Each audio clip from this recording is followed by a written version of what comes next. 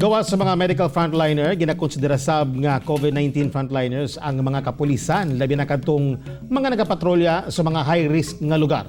Atong saron ang sakripisyo o kabayanihan sa usa ka police frontliner sa RTV Presents ni Cyril Chavez.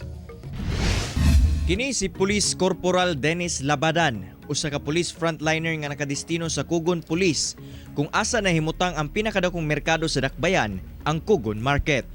Gawa sa pagpatrolya matag gabi aron makasapon og curfew violators, palibot sa iyang area of responsibility, dakong hagit sab sa iyang adlaw-adlaw nga kinabuhi ang pagbantay sa merkado kung asa dagsa ang mga tawo busa taas ang risgo nga mataptan sa COVID-19. Atong mga mamalitay pa sa atong merkado. So, from here, ang ato ang linya sa may Moderna Street. Dili mawala ang kabalaka, labi na nga adlaw-adlaw siyang nagauli sa iyang pamilya. Sa kahadlok lang, sir.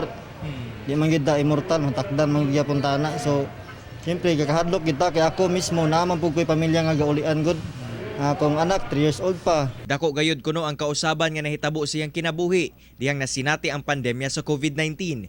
Kung kaniadto human sa duty, dali siyang makagakos og makahalok sa iyang 3 anyos nga anak.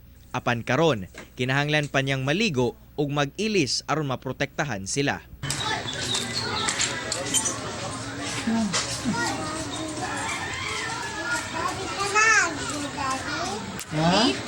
Later na ha. Apan bisan pa man niini, lipay gihapon siya kay padayon niyang naserbisyuhan ang katawhan. Panginaot lamang niya nga magpabilin siyang baskog aron luwas sab ang iyahang pamilya. Sa kinsa man pwede matakdan na sa kinsa pwede matapdan. Ang ato lang nga ang pagprotect sa imong kagalingon, dili lang kay sa imong kagalingon rana kay once nga mo gawas ka, dala-dala na nimo pati imong pamilya.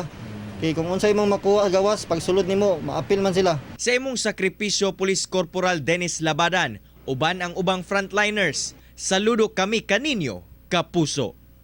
Kauban si James Yap sa kamera. Ako, si Cyril Chavez para sa One Mindanao.